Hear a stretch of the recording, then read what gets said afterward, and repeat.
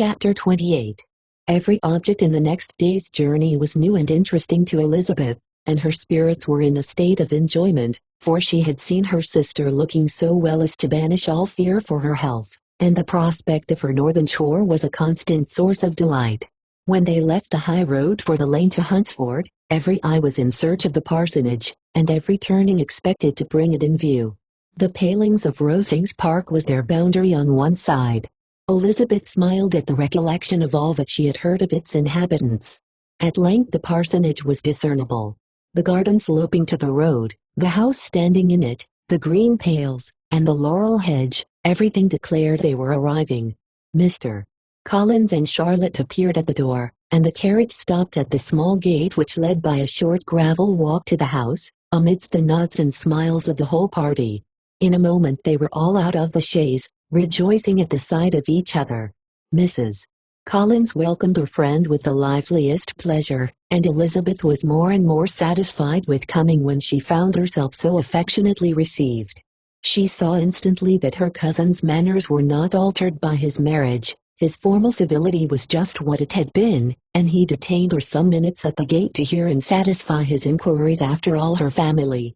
They were then, with no other delay than his pointing out the neatness of the entrance, taken into the house, and as soon as they were in the parlor, he welcomed them a second time, with ostentatious formality to his humble abode, and punctually repeated all his wife's offers of refreshment.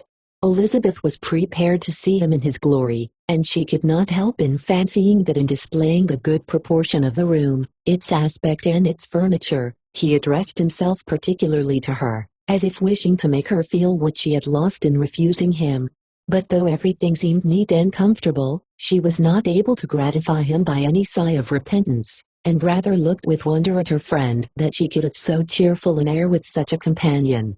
When Mr. Collins said anything of which his wife might reasonably be ashamed, which certainly was not unseldom, she involuntarily turned her eye on Charlotte. Once or twice she could discern a faint blush, but in general Charlotte wisely did not hear. After sitting long enough to admire every article of furniture in the room, from the sideboard to the fender, to give an account of their journey, and of all that had happened in London, Mr. Collins invited them to take a stroll in the garden, which was large and well laid out, and to the cultivation of which he attended himself.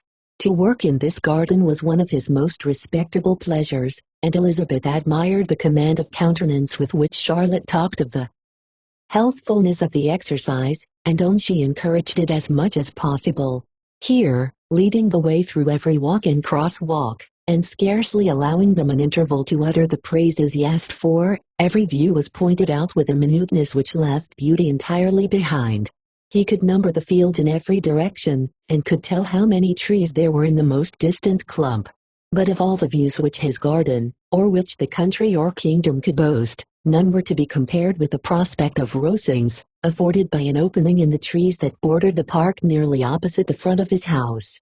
It was a handsome modern building, well situated on rising ground. From his garden, Mr.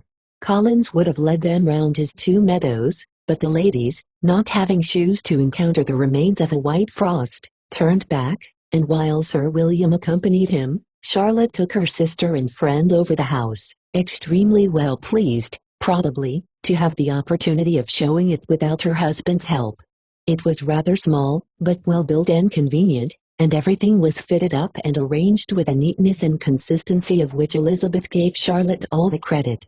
When Mr. Collins could be forgotten, there was really an air of great comfort throughout, and by Charlotte's evident enjoyment of it, Elizabeth supposed he must be often forgotten. She had already learned that Lady Catherine was still in the country.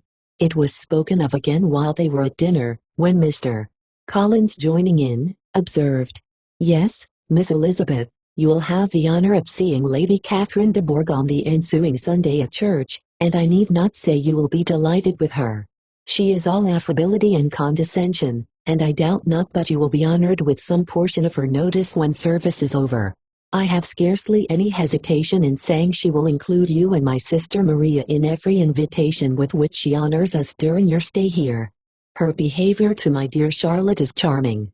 We dine at Rosings twice every week, and are never allowed to walk home. Her ladyship's carriage is regularly ordered for us. I should say, one of her ladyship's carriages, for she has several. Lady Catherine is a very respectable, sensible woman indeed," added Charlotte, "and a most attentive neighbor." "Very true, my dear, that is exactly what I say. She is the sort of woman whom one cannot regard with too much deference."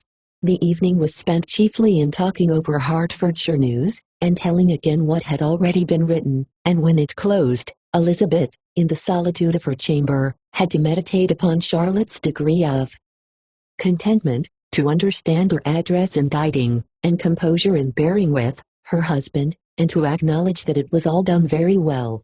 She had also to anticipate how her visit would pass, the quiet tenor of their usual employments, the vexatious interruptions of Mr. Collins, and the gaieties of their intercourse with Rosings. A lively imagination soon settled it all. About the middle of the next day, as she was in her room getting ready for a walk, a sudden noise below seemed to speak the whole house in confusion, and, after listening a moment, she heard somebody running upstairs in a violent hurry, and calling loudly after her.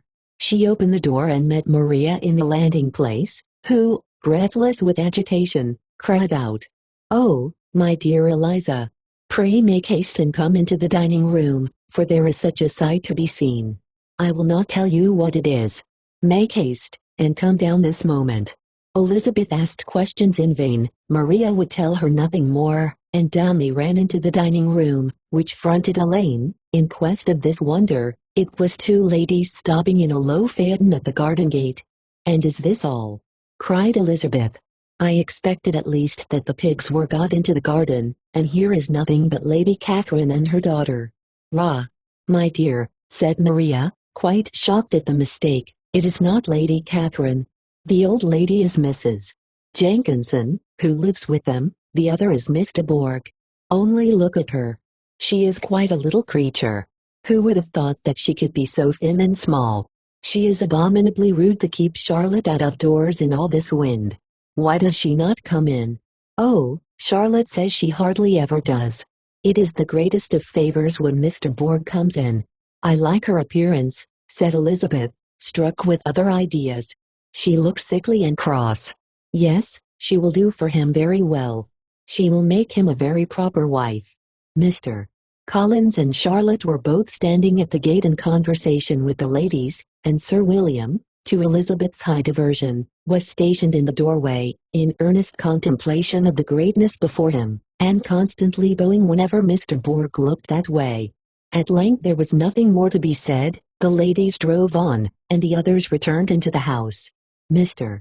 Collins no sooner saw the two girls than he began to congratulate them on their good fortune, which Charlotte explained by letting them know that the whole party was asked to dine at Rosings the next day. Subscribe for more.